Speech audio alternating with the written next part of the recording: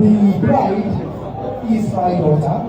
She calls me Nike because I am actually her mentor in the industry.